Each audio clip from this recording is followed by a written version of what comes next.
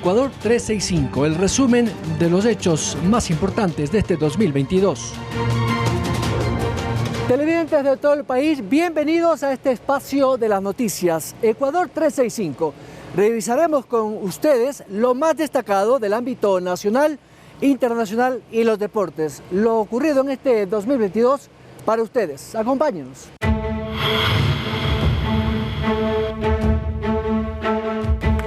El 2022 estuvo marcado por el conflicto entre el gobierno y la CONAIE, por el incremento de los precios de los combustibles. En junio, más de 12 días de paralización dieron al traste con el incremento de las gasolinas, sentando en la mesa de diálogo a indígenas y gobiernos, mediación de la iglesia. Andrea Orbe nos resume.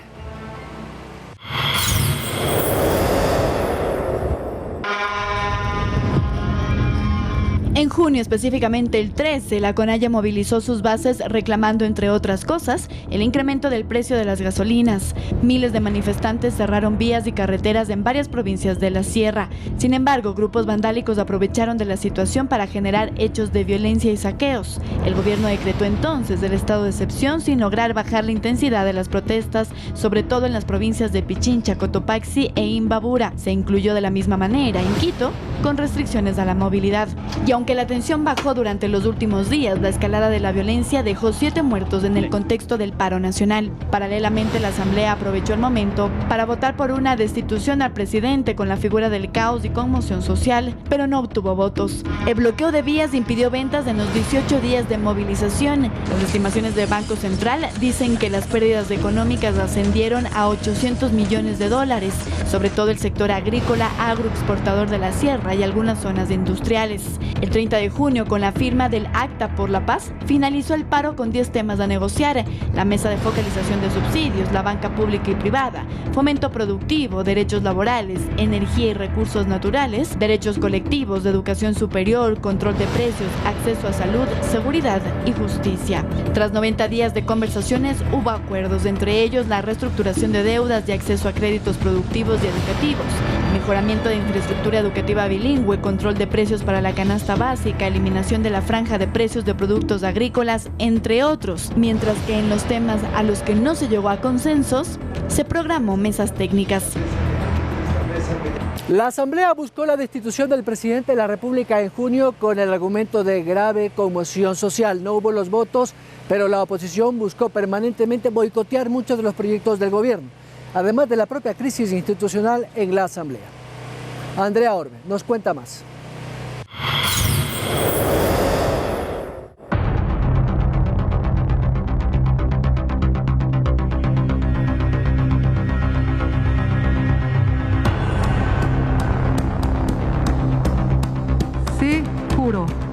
El cambio de autoridades dentro del legislativo es una de las crisis institucionales más recordadas en este 2022, con la destitución de Guadalupe Llori como titular del organismo, luego de que la oposición consiguiera los votos entre el Partido Social Cristiano, UNES e Independientes.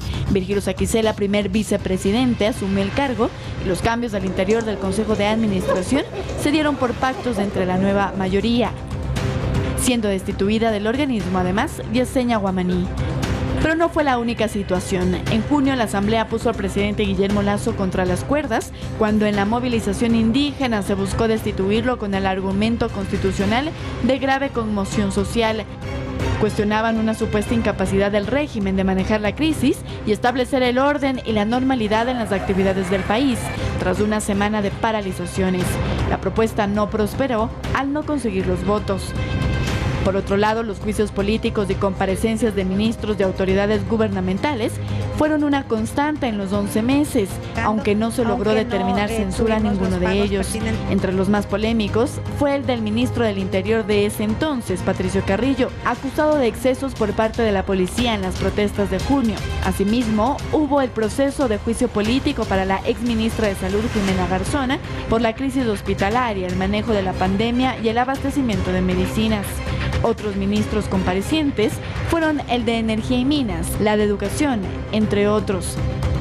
Sin embargo, y a pesar de la confrontación del legislativo con el ejecutivo que duró todo el año, el gobierno logró publicar en el registro oficial la polémica Ley Orgánica para el Desarrollo Económico y Sostenibilidad Fiscal tras la pandemia del COVID-19, que no fue ni aprobada, ni rechazada, ni modificada por la Asamblea, casi 2 años después de ser enviada por el Ejecutivo en el gobierno pasado. A esa aprobación se le sumaron reformas a diversas leyes, por ejemplo, la de garantías de los derechos derivados del apoyo humanitario durante la pandemia del COVID-19, reformas a la Ley de Comunicación, entre otras, culminando el año con la aprobación del proyecto de Ley de Transformación Digital, que busca crear incentivos en esa materia para la inversión.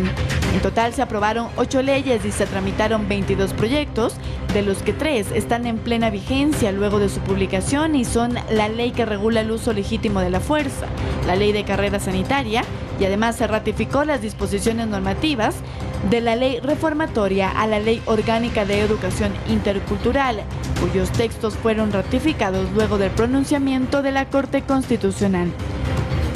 Más de 1.400 muertes violentas en el 2022 estuvieron marcadas por el conflicto entre el narcotráfico y el crimen organizado, según la policía. Varios estados de excepción en algunas provincias no lograron calmar esta violencia. Lautaro Andrade nos da más detalles.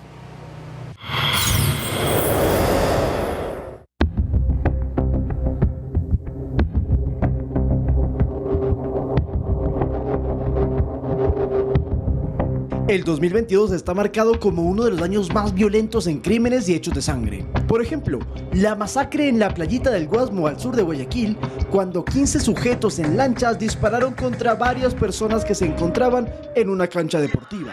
El hecho dejó 5 fallecidos y 9 heridos. Vamos cronológicamente. 23 de enero, la comandante general de la policía, Tania Varela, es cesada del cargo por el presidente Lasso y reemplazada por el general Carlos Cabrera. 1 de febrero, otra balacera dejó 1 muerto y 4 heridos en la cooperativa Unión de Bananeros, igualmente en el sur de Guayaquil. Paralelamente, la policía realiza varios operativos simultáneos en Guayaquil, San Borondón, Quevedo, Santo Domingo y Quito, logrando detener a 10 miembros de la banda de los Lobos, considerada la responsable de las matanzas. Sin embargo, el 11 de febrero hay otra masacre en la misma zona del Guasmo, 4 muertos y 1 herido. Son dos, uno está más arriba, El 14 de febrero, Durán amanece con la escalofriante imagen de 2 cadáveres colgados de un puente peatonal, sin cabezas y vinculados ambos a bandas del narcotráfico. El 20 de febrero sucede un hecho inédito. Un hombre es amarrado con explosivos a las afueras de su casa en Guayaquil, cuya explosión provocó que su cuerpo fuera esparcido por toda la cuadra. El 6 de marzo nuevamente Guayaquil se sacude por la matanza en la zona de las Malvinas, al sur de la urbe. 7 asesinados y 3 heridos tras ataque de sicarios. El 11 de marzo la policía da un golpe a la estructura criminal de los choneros, deteniendo en Quevedo a 1 de sus cabecillas y 4 de sus integrantes. El 24 de marzo, esta vez la violencia sacude a Esmeraldas, donde operan los llamados tiguerones, cuando un ataque tipo sicariato mató a 5 varones en el nightclub de la ciudad. El hecho tiene relación con las operaciones delictivas de los tiguerones y los gángsters, según la policía. El 22 de abril, la policía realiza un operativo llamado Poseidón y detiene a 18 integrantes de los tiguerones. Entre los aprehendidos hay 2 policías activos y el jugador de fútbol Gabriel Cortés. El 23 de abril disparan contra una ambulancia que iba de Guayaquil a Milagro, dejando 3 muertos. Después de las investigaciones se supo que los sicarios se equivocaron al pensar que alias Junior, líder de los choneros, viajaba allí. 25 de abril, explota un coche bomba a las afueras de la penitenciaría del Litoral en Guayaquil. El hecho no dejó heridos. El 29 de abril, Lasso declara el estado de excepción y emergencia en las provincias de Guayas, Manabí y Esmeraldas por 60 días. Esto ante la ola de violencia que incluye el toque de queda. 14 de agosto, una explosión en el Cristo del Consuelo en Guayaquil deja 5 fallecidos y 16 heridos. El 1 de noviembre, 5 policías fueron asesinados por el crimen organizado en Guayaquil y Esmeraldas, a pesar del estado de excepción que regía en ambas ciudades. Y 11 días más tarde, la última muerte que conmocionó al país fue la del asesinato del director de la cárcel de El Inca, Santiago Loza, a manos de sicarios mientras se dirigía a su lugar de trabajo. En diciembre, la cifra se incrementó velozmente. Pasaron de 2.464 casos en 2021 a 4.450 hasta el 20 de diciembre del 2022. El 80% de estos sucesos se registraron en la zona 8 de Guayaquil, Durán y San Borondón, mientras los demás en Esmeraldas y Manabí, según reportes de la Policía Judicial. La violencia carcelaria tuvo un año terrible, con decenas de muertos dentro de los pabellones de muchas de las cárceles ecuatorianas. El conflicto y la rivalidad entre bandas criminales. Lautaro Andrade nos informa.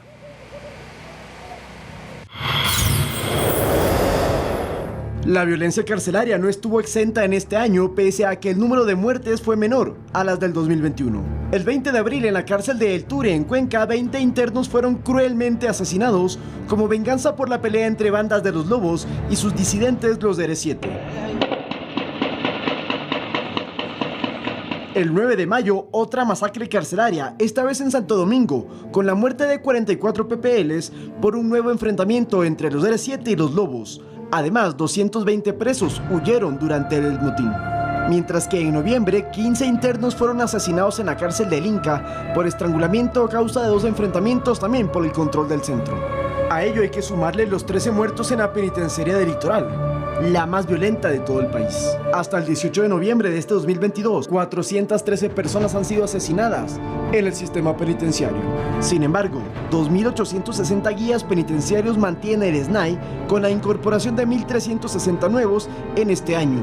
Con ello se brinda seguridad a 32.000 detenidos luego de la reducción del 8% por hacinamiento.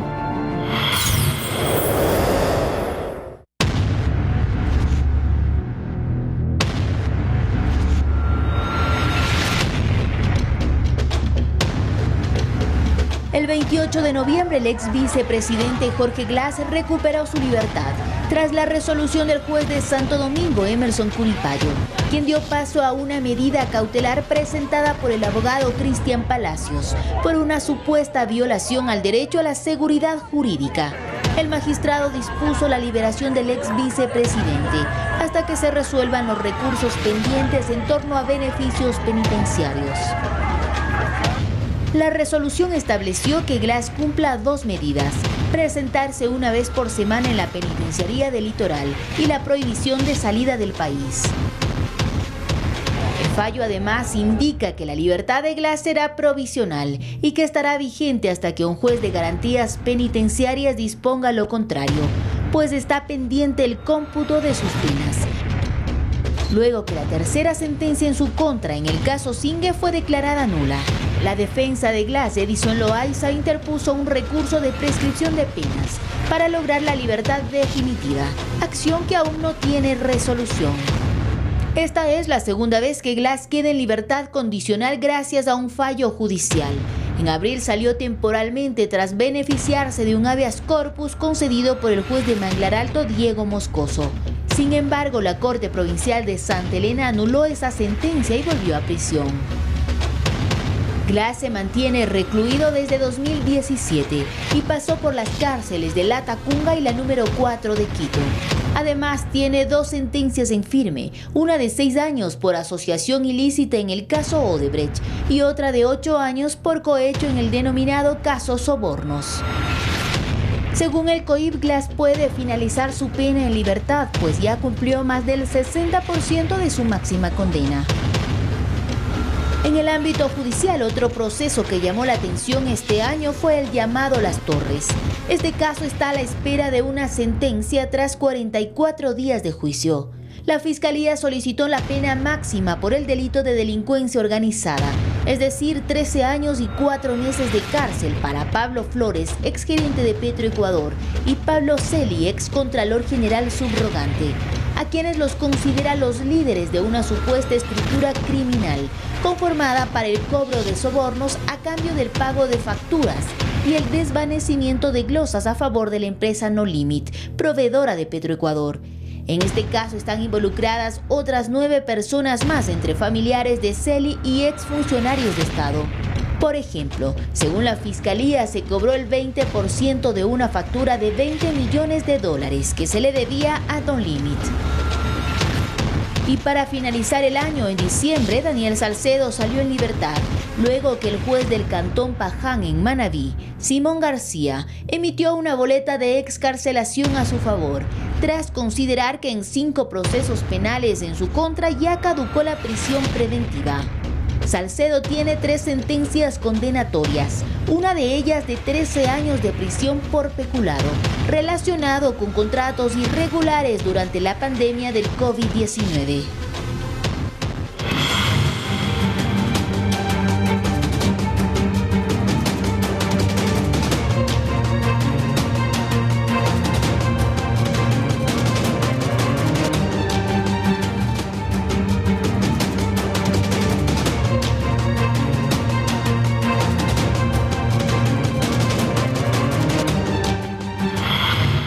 Ecuador 365, el resumen de los hechos más importantes de este 2022. En abril de este año dejamos de usar la mascarilla de manera obligatoria porque las autoridades consideraron que había pasado lo peor de la pandemia. Sin embargo, a noviembre de este año hemos vuelto a usarla porque los casos se han incrementado. La viruela del mono también prendió las alarmas.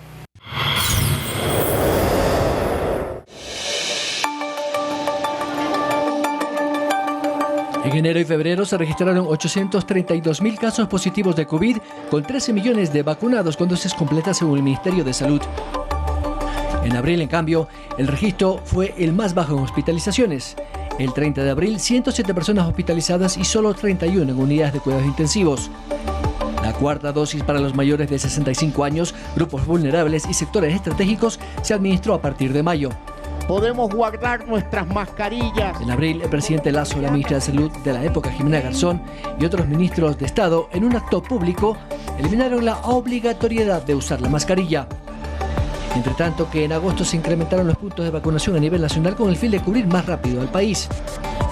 En agosto, en la semana 31, se reportaron 6.498 casos, mientras que en la semana 32 hubo 2.674, con un registro de disminución de un porcentaje de pruebas de 53% de antígenos.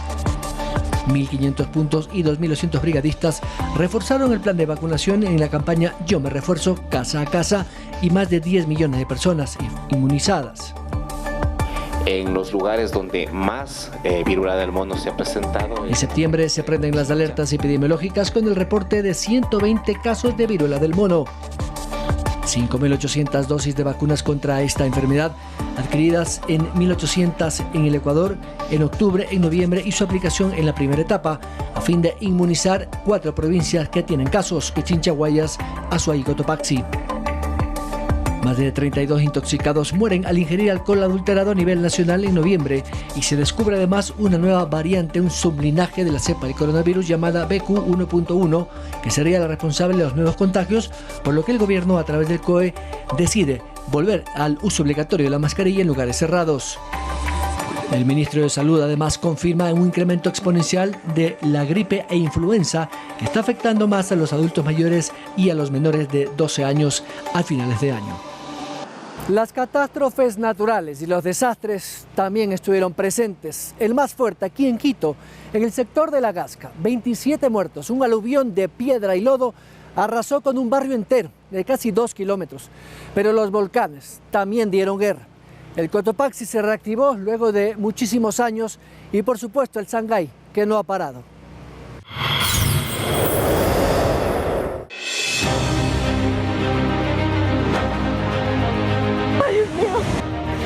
En enero y febrero la naturaleza se ensañó con zonas de la cordillera que separan la costa y la sierra, con torrenciales lluvias y deslizamientos que aislaron varias zonas. Una de ellos fue La Maná, en Cotopaxi, en Nabón, en la provincia de Azuay, y Guano, en Chimborazo.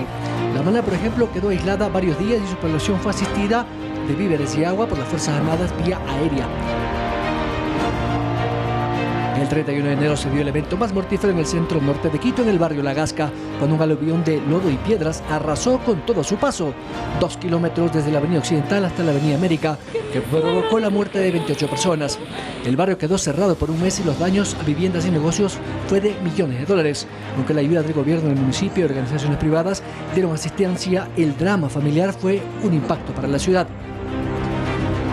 vía Santo Domingo-Aloa, que conecta la sierra con la costa, tuvo cierres todo el año, siendo el más grave el de mayo, cuando en el kilómetro 35 se desplomó un talud que no pudo ser reparado en varios días, lo que colapsó la conectividad terrestre, por lo que vías como la Calacali y la Independencia sufrieron grandes flujos vehiculares e incluso también algunos derrumbes.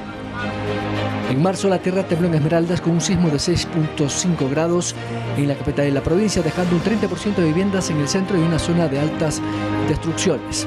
Una persona falleció como consecuencia del mismo. Abril fue más mortífero en el Austro, cuando en la vía Moyoturo-Cuenca colapsó con el desprendimiento de una montaña a la altura de la parroquia Sayausí, a la entrada de Cuenca. Provocó la muerte de 4 personas, varias viviendas enterradas y el cierre total de la vía por más de 15 días. En agosto, la parroquia Pomasqui, al norte de Quito, soportó un alud de lodo y piedras tras una intensa lluvia que provocó el cierre de la vía desde Quito hacia la mitad del mundo. El Sangay, uno de los volcanes más activos, siguió en su proceso eruptivo que mantiene desde hace varios años, ocasionando nubes de ceniza que cayeron sobre los campos agrícolas de varias zonas, incluso llegando hasta la costa, colapsando algunas rutas aéreas varias veces al año.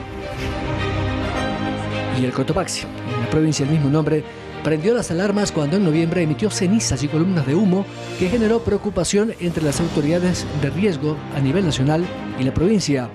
Se cerró el Parque Nacional y se prepararon planes de contingencia, además de prevenir eventuales rutas de evacuación, porque los lahares de lodo y lava, de ser el caso extremo, podrían incluso afectar al Valle de los Chillos, al oriente de Quito. 273 mujeres murieron dentro de la violencia de género este año, la mayoría entre Guayas y Manabí. El caso de María Belén Bernal es solo uno, a manos de su propia pareja, un oficial de policía. Manuel Avedón nos cuenta estas trágicas historias.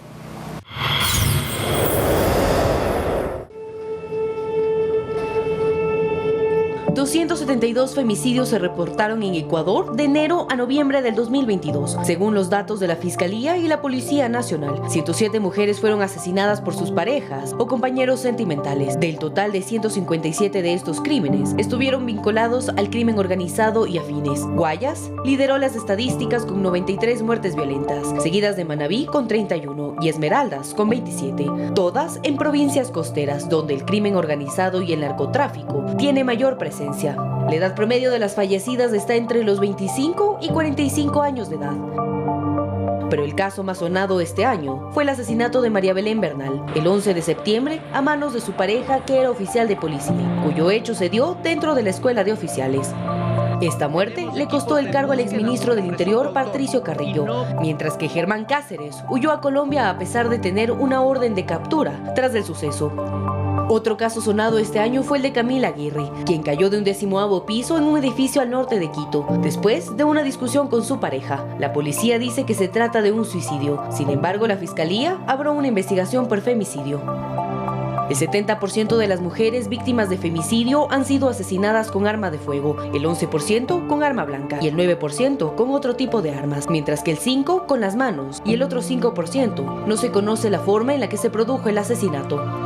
El 11 de octubre, la Secretaría de Derechos Humanos fue promovida al Ministerio de la Mujer y Derechos Humanos por decreto presidencial. De las 272 muertes en el 2022, 109 de las víctimas eran madres, 9 de ellas estaban embarazadas y al menos 196 hijos e hijas quedaron huérfanos este año. Algunos hombres atentan contra su propia vida luego de cometer el delito. Hasta el 15 de noviembre, 16 femicidas se suicidaron y otros 3 intentaron hacerlo. 40 de las mujeres asesinadas reportaron antecedentes de violencia. 8 de ellas tenían una boleta de auxilio. 13 sufrieron abuso sexual.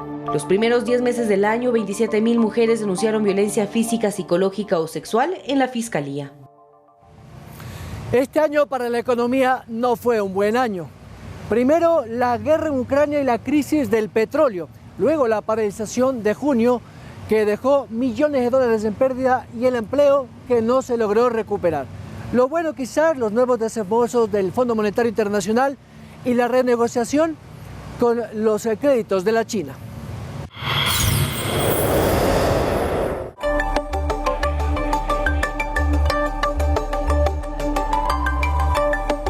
Las proyecciones del 2022 del crecimiento económico de 2.7% se habrían cumplido a medias, según la información del Banco Central, aunque son las mismas proyecciones que informó el Fondo Monetario Internacional en su último reporte de perspectivas económicas mundiales.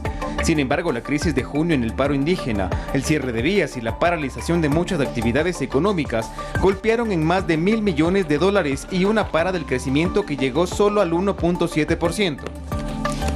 La inflación anual cerrará por debajo del 4% de acuerdo al INEC en su último reporte, con noviembre en 3.64%.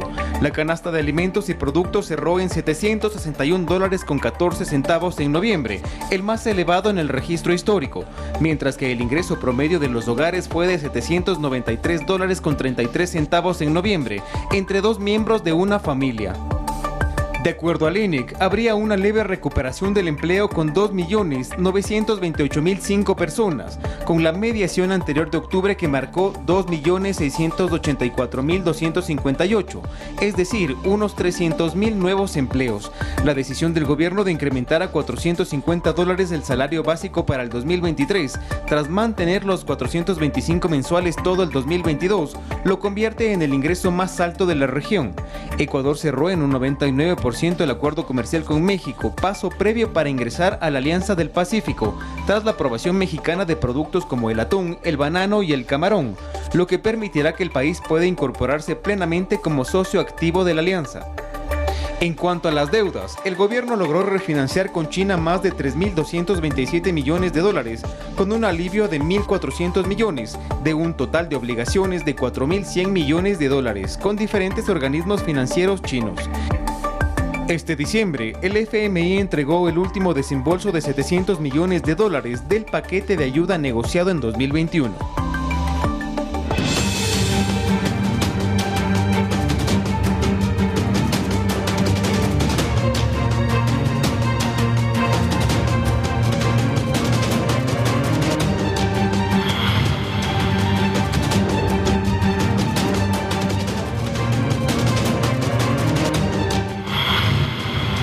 Ecuador 365, el resumen de los hechos más importantes de este 2022. Sin embargo, no todo fue malas noticias. La minería, por ejemplo, exportó más de $2.100 millones en metales preciosos. Aunque el petróleo, lamentablemente, además del conflicto por la guerra en Ucrania, no logró recuperar su producción y quedó por los 450.000 barriles por día. La minería ilegal fue otro gran problema para el gobierno.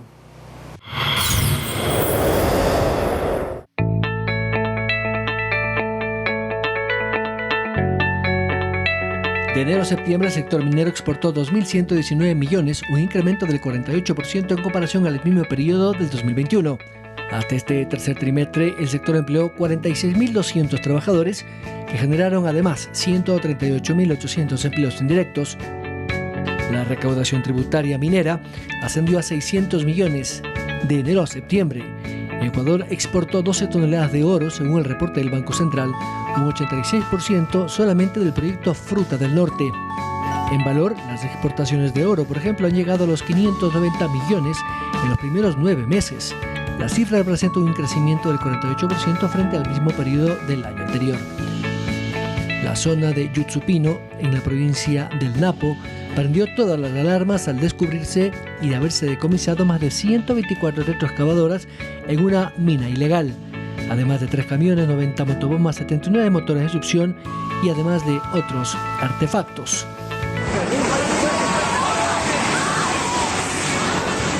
Tras el socavón de Zaruma por la minería ilegal en diciembre del 2021, que dejó un agujero en el centro de la ciudad, el gobierno logró en 3 meses reparar el daño y controlar nuevos deslizamientos. En este año, el gobierno planificó además su presupuesto con un petróleo de $59, cuando el WTI, West Texas Intermediate, se ubicó entre los $100 y $110 por barril. De los 400.000 barriles por día que Ecuador tenía hasta junio, se perdieron 180.000 barriles solo como consecuencia del paro de junio, perdiendo alrededor de 78.000 por las paralizaciones. Sin embargo, por la crisis, el WTI cayó a mínimos históricos hasta $70 y se recuperó levemente a $90 a finales de año. Lamentablemente, la producción de Petroecuador no ha superado más de los 400.000 barriles por día. La guerra de Ucrania marcó la política internacional este año. La diferencia entre Oriente y Occidente fue más marcada. Los conflictos comerciales entre China y Estados Unidos, pero además de eso, la crisis migratoria que sigue golpeando a los Estados Unidos.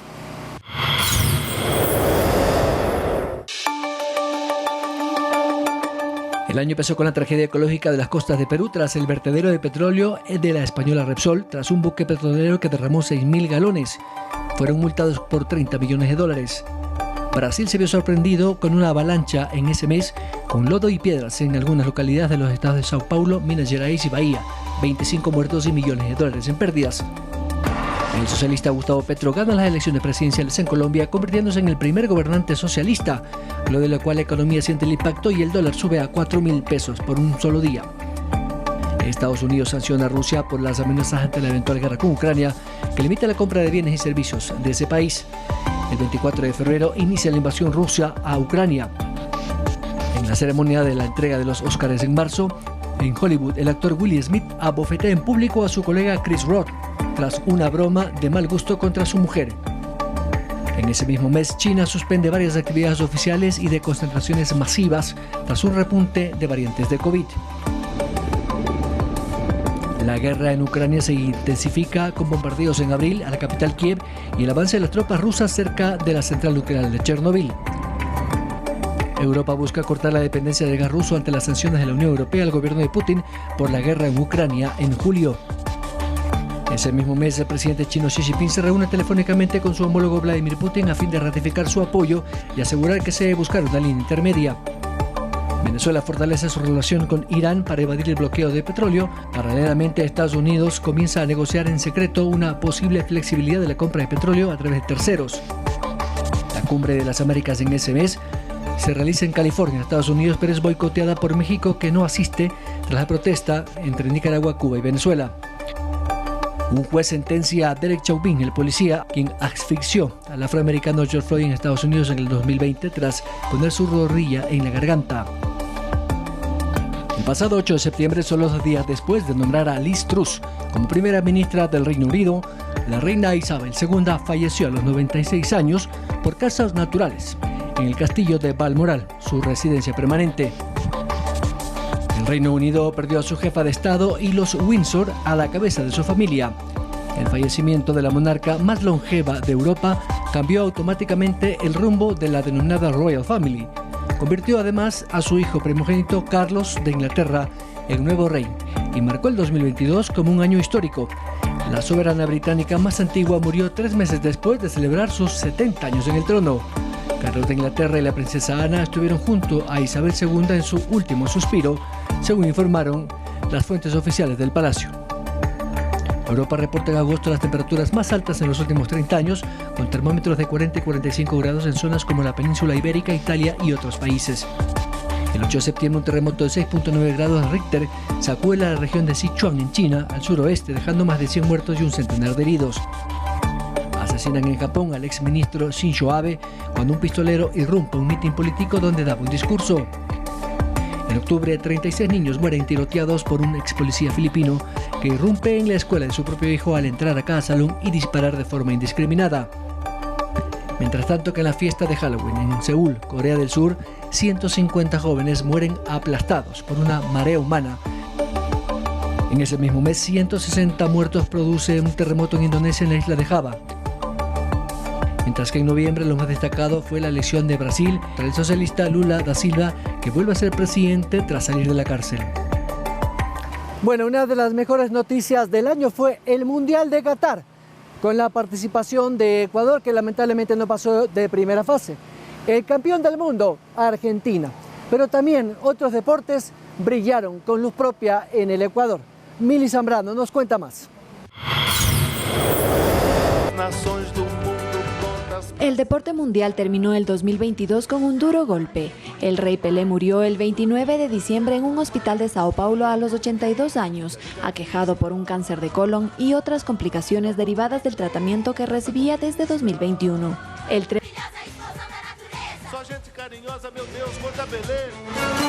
Pero la Copa del Mundo traería consigo más novedades y sorpresas, empezando porque fue el más corto de la historia con 29 días, tiempo suficiente para que Argentina consiguiera el tan ansiado trofeo por tercera ocasión, luego de empatar 3-3 con Francia entre tiempo reglamentario y alargues e imponerse en la tanda de penales en la que ya es considerada una de las mejores finales de la historia. ¿Cuánto la deseaste?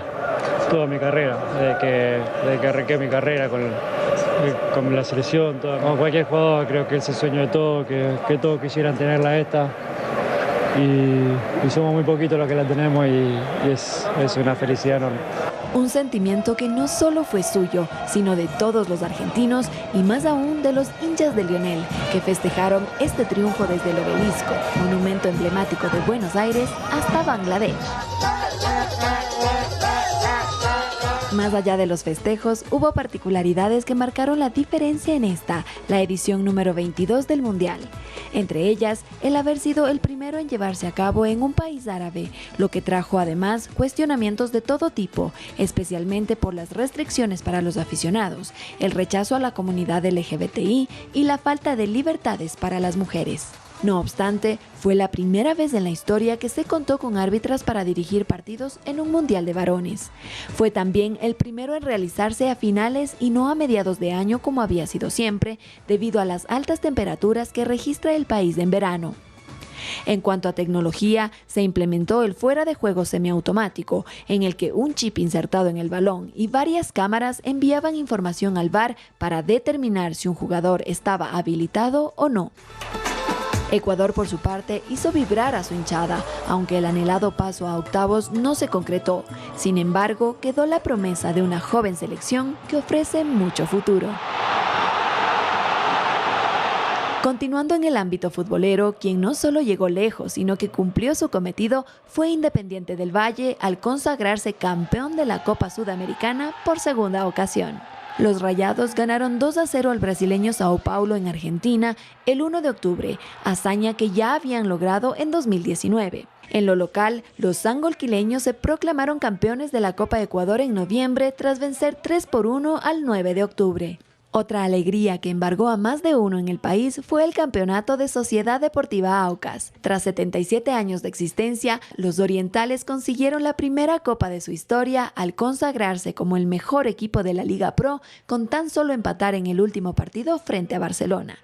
Con esto lograron también un cupo para jugar por primera vez una Copa Libertadores.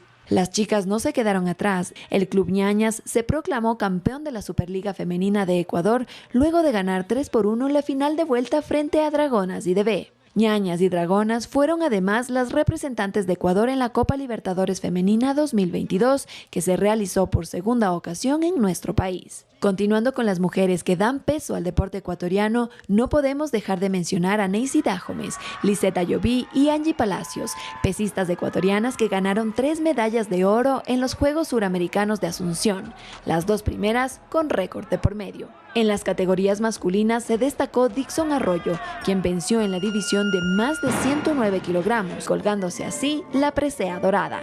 En el campo de las artes marciales, Ecuador también tiene a 2 representantes destacados. Tras la actualización del ranking mundial de karate femenino en agosto de 2022, Jacqueline Facto se ubicó en un histórico top 5 del mundo en la categoría de menos de 61 kilogramos debido a sus brillantes actuaciones internacionales. En las artes marciales mixtas, Marlon Chito Vera es el máximo referente ecuatoriano. El 13 de agosto tuvo su última pelea de este 2022, derrotando por nocaut técnico a Dominic Cruz y ubicándose cuarto en el ranking de la UFC. En este recorrido no podemos dejar de lado al vigente campeón olímpico Richard Carapaz, quien fue el único latino en llevarse un maillot en la Vuelta de España 2022 al consagrarse como el rey de la montaña tras sumar 73 puntos contundentes frente a sus contrincantes que a lo mucho alcanzaron los 36 puntos. Así termina el año deportivo para Ecuador, con la promesa de seguir cosechando triunfos y alegrías para un país que vive y vibra con el deporte. Sin duda alguna, este año 2022 ha sido un año difícil en la economía, en la recuperación del empleo y también en lo sanitario y la violencia, ¿por qué no decirlo? Pero la esperanza es lo último que se pierde, dicen muchos, y vamos a esperar que este 2023 sea un año diferente. Por lo menos eso es lo que deseamos. Desde Ecuador TV y el equipo de Noticias 7 estaremos junto a ustedes cada mañana y cada noche con el resumen informativo de la jornada que nos depara este 2023. De mi parte, gracias por acompañarnos. Nos vemos la próxima.